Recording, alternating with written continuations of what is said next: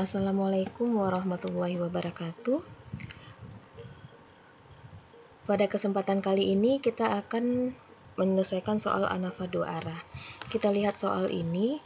Kenapa soal ini dikatakan anafa dua arah? Karena di dalam soal ini ada nilai akhir yang dipengaruhi oleh mata kuliah dan kemampuan mahasiswa. Karena ada dua faktor yang mempengaruhinya, maka ini termasuk ke dalam anafa dua arah. Selanjutnya kita lihat untuk kolom mata kuliahnya ini ada 4, sedangkan untuk baris kemampuan mahasiswanya ini ada 5. Untuk memudahkan kita, mungkin kita buatkan hipotesisnya di sini dulu. H0 tidak ada perbedaan rata-rata berdasarkan kemampuan mahasiswa. Itu yang barisnya. H1-nya berarti ada perbedaan rata-rata berdasarkan kemampuan mahasiswa. Yang untuk kolomnya, H0 tidak ada perbedaan rata-rata kesulitan mata kuliah. H1-nya ada perbedaan rata-rata kesulitan mata kuliah. Selanjutnya mungkin untuk memudahkan kita bisa cari kuadrat di sini. Nanti memudahkan kita sama dengan ini kuadrat. Total perlakuannya ya, perlakuan menurut baris. Berarti di sini sama dengan sumnya.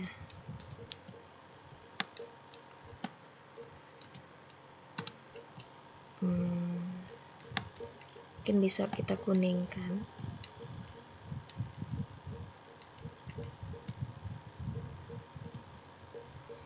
Lalu di sini juga kuadratnya. Berarti kalau yang kuadrat di sini adalah kuadrat baris, kalau yang di sini tadi adalah kuadrat kolom.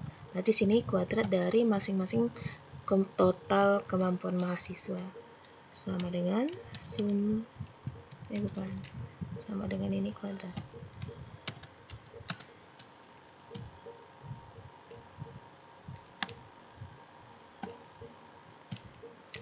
Sama dengan sum. Oh bukan, sampai di sini aja. Sama dengan sum. Nih, perlakuan yang 5 baris. Kita merahkan. Nanti biar bisa lebih gampang kita pakai. Selanjutnya sudah kita buat H0-nya, kuadrat perlakuan menurut baris dan kolom juga sudah. Mungkin sekarang kita cari kuadrat masing-masingnya. Kuadrat masing-masingnya kenapa? Karena untuk mencari JKT berarti sigma I sama dengan 1 sampai R, sigma J sama dengan 1 sampai C, YIJ kuadrat. Artinya apa? Artinya perlakuan ini masing-masingnya nilai akhir ini kita kuadratkan. Ini dikuadratkan 89 kuadrat ditambah 76 kuadrat ditambah 88 kuadrat sampai ke 77 kuadrat. Berarti di sini mungkin mahasiswa.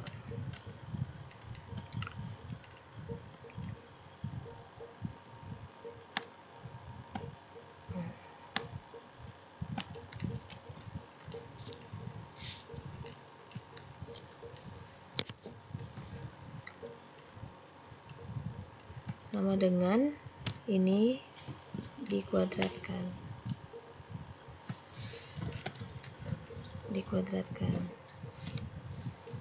Bisa kita tarik ke sampingnya, kita tarik ke bawah 5. Berarti mahasiswanya tadi ada 5 2, 3, 4, 5. Berarti kita perlu jumlahnya. Totalnya berarti sama dengan sum keseluruhannya. Kuadrat masing-masing data sebanyak 20. Selanjutnya kita bisa cari JKT kita. JKT kita ini sigma YIJ kuadrat kurang T titik kuadrat. Ini T titik kita ya, 1673. Berarti kita bisa cari JKT sama dengan kuadrat masing-masingnya tadi. Ini dikurang T titik kuadrat. 1673 kuadrat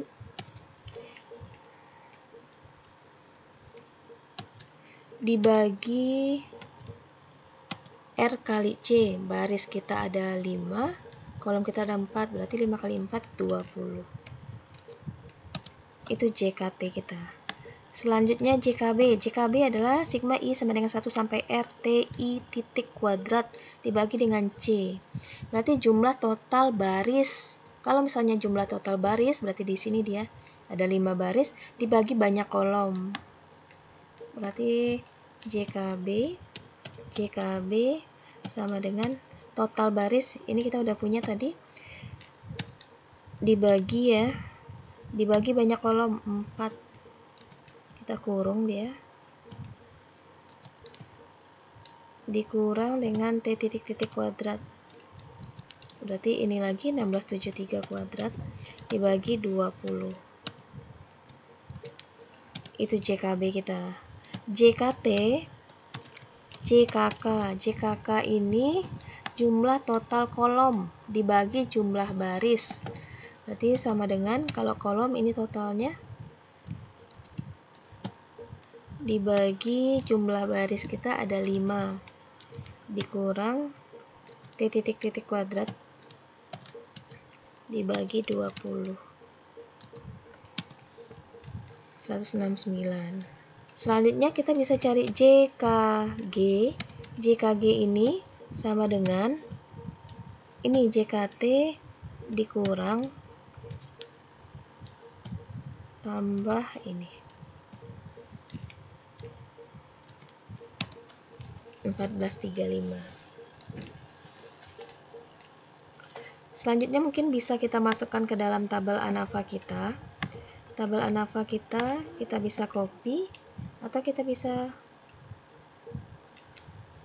copy juga, bisa salin juga. Di sini berarti 1435 di atasnya JKK 169 9,75.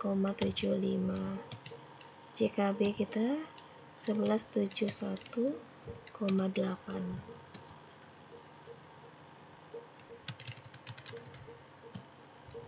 JKB 1171,8. Nilai derajat bebas. Nilai derajat bebasnya R kurang 1. Baris kita ada 5, kurang 1 berarti 4. Di sini C kurang 1. Kolom kita ada 4, dikurang 1 berarti 3. Di sini R kurang 1 dikali C kurang 1, 4 kali 3, 12.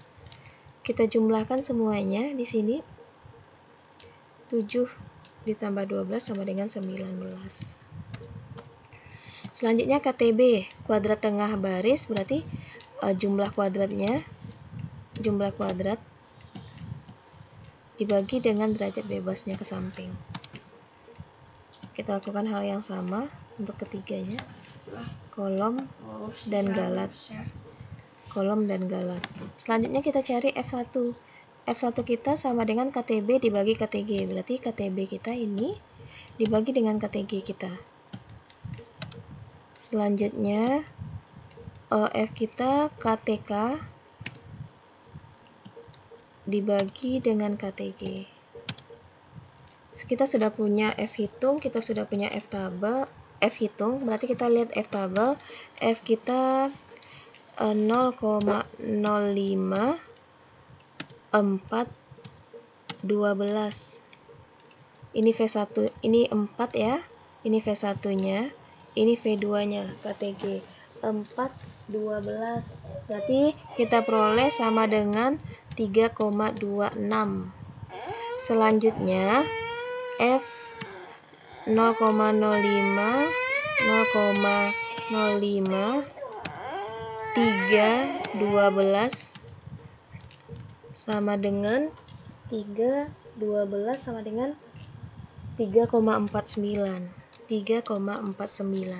Kita bandingkan F hitung dengan F tabel. Untuk F1 kita di sini 2,449. Berarti F1 kecil dari F tabelnya. Keputusannya adalah terima H0 tolak H1. Berarti kesimpulannya apa? Kesimpulannya untuk F1 itu tidak ada perbedaan rata-rata kemampuan mahasiswa. Berarti di sini tidak ada perbedaan rata-rata kemampuan mahasiswa. Satu lagi, F2 kita 3,49 F tabelnya, sedangkan F hitungnya 0,47, berarti tetap F2 kecil dari F tabel.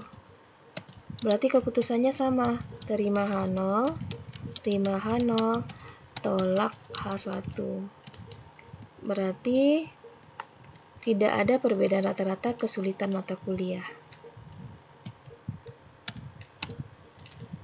Tidak ada perbedaan rata-rata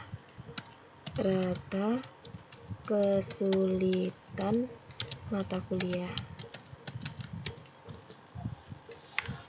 Nah, itu dia. Kalau misalnya kita menghitung secara manual. Kalau misalnya kita menghitung menggunakan data analisis, berarti di sini kita bisa ambil data kita ambil data analisis. Data analisis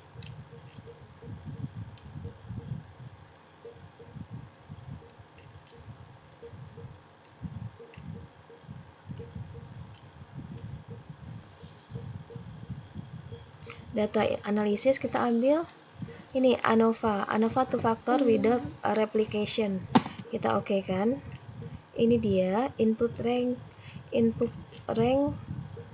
berarti kita masukkan data kita ke 20 data kita, lalu input rank, outputnya kita mau letakkan di mana? Kita letakkan di sini saja.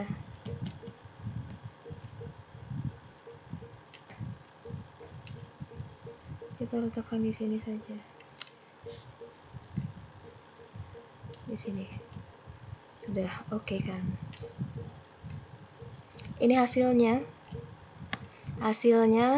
di sini, ini baris pertama, kedua, ketiga. Ini jumlah datanya ada 4 untuk baris, berarti kolomnya ada 4. Jumlahnya ini masing-masingnya, lalu rata-ratanya. Begitu juga untuk kolomnya kita punya 4, datanya ada 5 per masing-masing kolom. Ini jumlahnya. Kita lihat tabel ANAVA-nya. Kita lihat dengan tabel ANAVA yang telah kita peroleh tadi.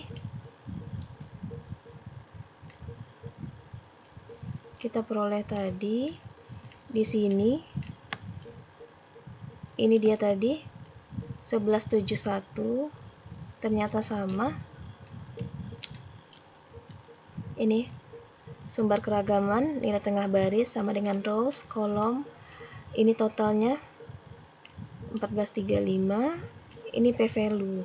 Kalau misalnya kita melihat, kalau seandainya kita tidak punya tabel F, kita bisa menolak atau menerima hipotesis dengan membandingkan p-value dengan alfa kita. Seandainya p-value kecil dari alfa,